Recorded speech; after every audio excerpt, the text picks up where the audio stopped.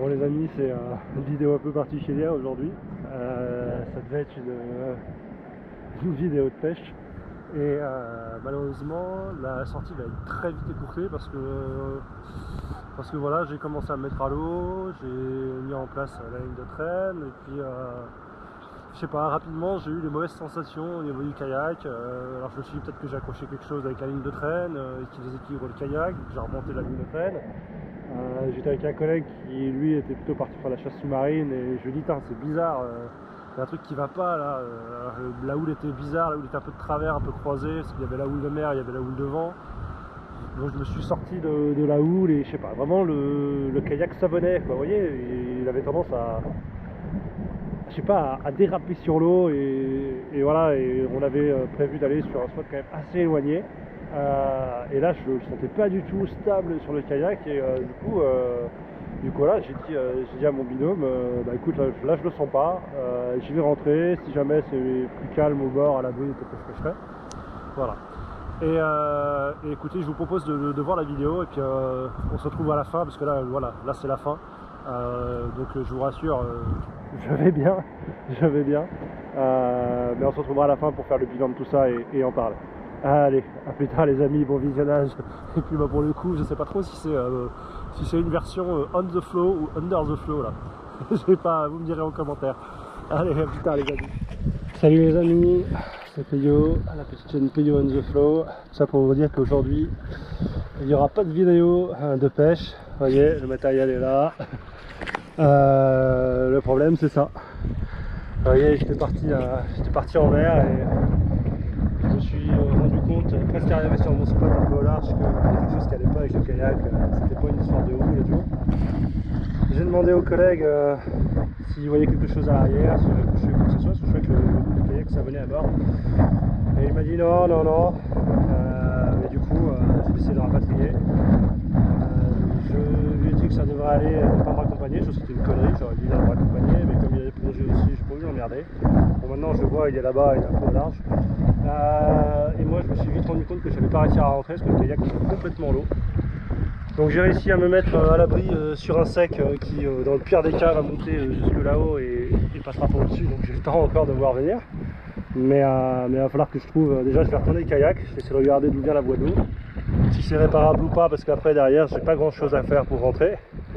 Et puis si c'est pas réparable, au pire des cas, je trouverai quelqu'un pour venir me remorquer. Je pense qu'il y a moyen de faire autre chose que la SLSL. Je vois un bateau là-bas et tout, je pense que...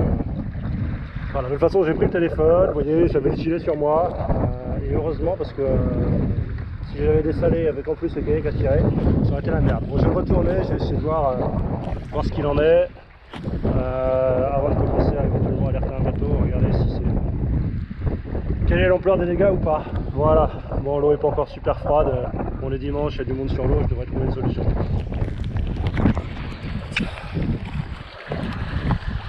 Bon les amis, on va essayer de suivre ça.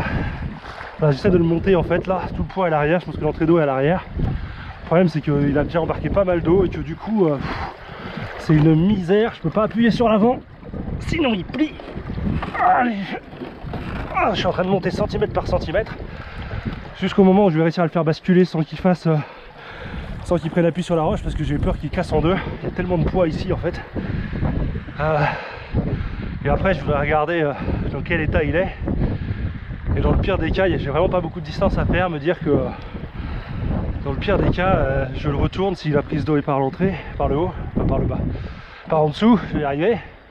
Le retourner et essayer de rentrer sur le dos du kayak, ou au moins au pire des cas me faire remorquer. Je sais que le collègue est toujours derrière mais il est un peu loin. Bon, j'ai pas choisi ce spot d'atterrissage par hasard. Bon déjà, honnêtement c'était un des plus proches. Il y avait une barrière qui me garantissait de me casser un peu de la houle, parce que la houle commençait vraiment à manquer de me faire dessaler. Et je me dis que dans le pire des cas, je peux me mettre au sec là-haut, et puis surtout ça fait un point d'appel. Voilà, je pense que quelqu'un là-haut qui fait des grands gestes se verra beaucoup plus que moi là, à hauteur d'eau. Donc voilà, bon, la marée est haute dans 5 heures, j'ai le temps, hein. J'ai largement le temps. J'ai même pensé à attendre que la mer monte pour faire monter le kayak, mais comme il n'y a plus de flottaison à l'arrière, de toute façon le cul sera dans l'eau, donc ça sert à rien. Il faut vraiment que je réussisse à le monter en haut, là. une retournée. Je sais pas pourquoi, j'ai besoin de savoir où est l'entrée d'eau. Oh la vache. Vous imaginez même pas le poids que ça fait quoi. J'ai vraiment... je suis rentré, je pense que j'étais limite sur la pointe quoi. Alors si c'est vraiment une prise d'eau hyper à l'arrière, je peux même éventuellement envisager rentrer en me mettant complètement à l'avant du kayak. Mais bon, c'est sûr que me faire remorquer, surtout que le copain il est en combi donc et en palme, il peut très bien ramener le kayak en le tractant gentiment la palme sur le dos, à vide il flottera. Allez, on est pas mal là, allez, allez. Déjà là, si j'arrive à le mettre hors de l'eau complet, je vais peut-être une sortie d'eau. Ce qui est pas évident. Parce que j'ai pas pris un pet. Parce que j'ai pas pris un pet à un moment en mettant à l'eau, pourtant j'en ai pas souvenir. Oh la misère les amis. En tout cas, toujours un gilet.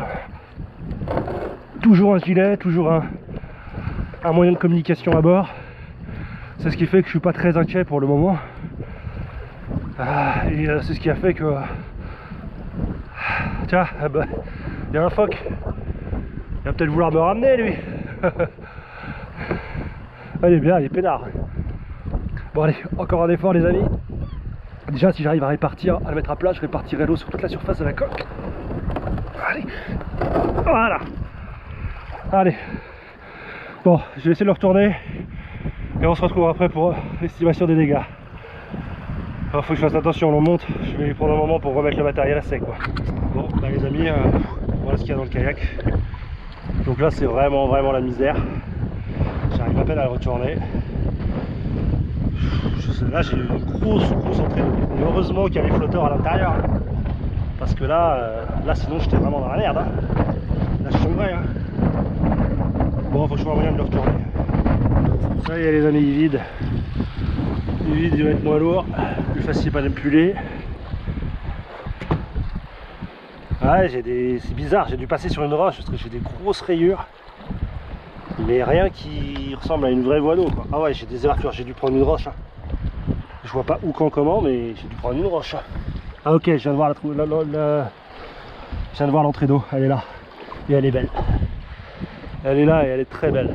Ok, bon, eh ben, je suis dans la merde. Faut que je fasse remorquer. Bon les amis, le problème il est là. Je sais pas si vous voyez bien. J'ai fait une entrée d'eau. C'est à peine plus gros que mon doigt. Alors il y a du bateau. J'avoue que j'ai pas du tout envie d'appeler le cross parce que je pense que ça les vaut pas. Maintenant ce qu'il y a c'est que j'ai pas grand chose pour réparer. J'ai du liège, je sais pas si on voit au fond de ma dague là que j'avais mis parce que j'ai perdu le bouchon de ma dague. Mais je le sortirai pas de là. Et je suis en train de réfléchir dans mes affaires de pêche, j'ai rien qui pourrait même à la limite un bout de leurre fondu, mais est-ce que ça résistera à la pression? Je pense que je vais voir essayer de trouver un bateau pour remorquer, ça va être moins dangereux. Sachant qu'à vide, ça devrait pas rentrer énormément. Et que je suis vraiment pas loin du bord. Je vais essayer de voir. Bon là ce que je vais faire c'est que je vais remettre le machin propre, je vais le préparer pour du remorquage. Je vais aller sortir le boot, tout ce qu'il faut. Et je vais le mettre en route prêt à remorquer, comme ça si je trouve un bateau. Voilà, si le mec s'aperçoit, je vais pas le casser la gueule. Si le mec se rend compte que ça va pas être pour la galère, que le truc est bien pensé, bien préparé, il voudra bien me remorquer, sachant qu'il n'y a pas, il y a quoi, il y a 300 mètres, hein, il n'y a pas la mort, mais on va compter sur l'esprit marin breton.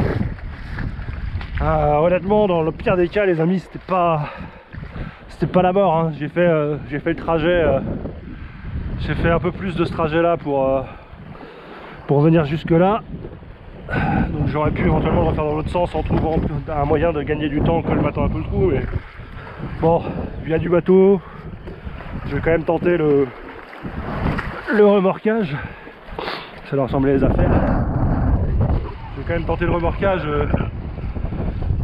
Ce sera toujours temps après de trouver un plan B, mais bon, ça sert à rien de risquer le suraccident. Voilà, on va essayer de rassembler toutes les affaires, être prêt à se faire remorquer, virer les petits leurres, parce que si jamais je me fais remorquer par un pneumatique, on va essayer de ne pas leur crever les pneumatiques. Voilà, je suis pas pressé par le temps parce qu'il y a du monde à passer, parce que parce que j'ai de la hauteur de rocher sur laquelle me mettre à l'abri, donc pas de raison de se précipiter. On va essayer de faire les choses bien. En tout cas, une belle sortie, hein. Mais bon, c'est l'occasion les gars, on filme, c'est l'occasion aussi, je veux dire, ce qui m'arrive là, ça peut vous arriver, on sait jamais trop comment on réagit dans ces moments-là. Bon, je suis pas dans une situation, on va pas survendre le truc, hein, comme je vous dis, vous voyez, c'est pas, je suis pas perdu au milieu de nulle part, hein,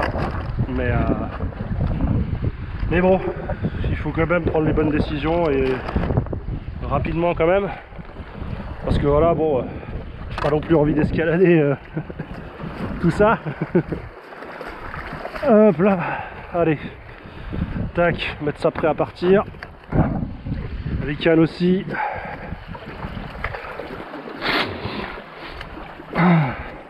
Par contre, ça veut dire que mon chariot, vous voyez, c'est un chariot que j'avais acheté avec le kayak. J'avais déjà remarqué qu'il avait cette tendance à prendre appui sur le bord, mais j'avais pas identifié là, c'est bizarre, la façon c'est très bas. Je sais pas, est-ce qu'il a sauté quand j'ai pris une roche ou quand j'ai mis à l'eau, je sais pas. Mais il va falloir que je pense à une modification, ça c'est certain. Bon, on va essayer de trouver un bateau. J'en vois un là-bas. On va essayer de traverser sans se faire rincer. Sans se casser la gueule non plus.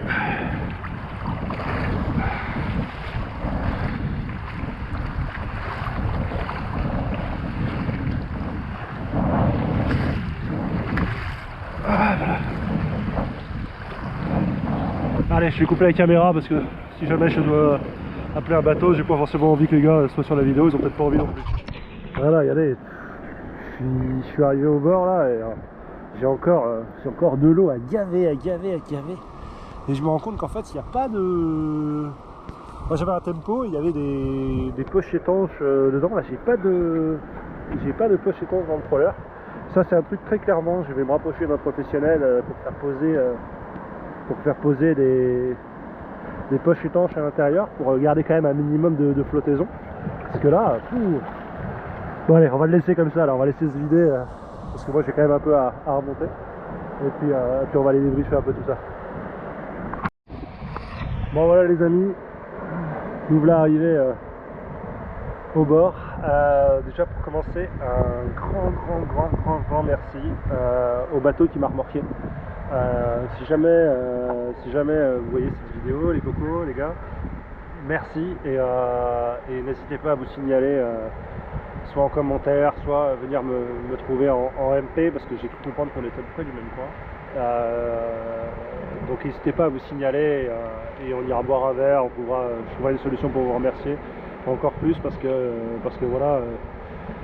Et puis pour tous les autres, je sais que c'est galère des fois, on est dans sa pêche, parfois on n'a pas souvent l'occasion de sortir et on a envie d'en profiter, mais il y a un truc qui est sacré en mer, c'est ça, c'est l'entraide, c'est la solidarité. Ça fait toujours chier d'emmerder les gens. Moi honnêtement, j'ai d'abord réfléchi à essayer de rentrer par mes propres moyens, à essayer de réparer sur la roche avant de repartir. Et honnêtement, comme on dit les gars sur le bateau, allez, c'est pas pour les quart d'heure, 20 minutes que ça vaut pas le coup de prendre le risque.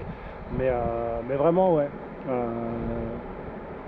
Ça, c'est un truc qu'on doit toujours préserver, même si la mer devient un monde un peu bizarre, avec des gros bateaux, avec des grosses cannes à pêche, avec de l'argent, de l'essence qui coûte cher et tout.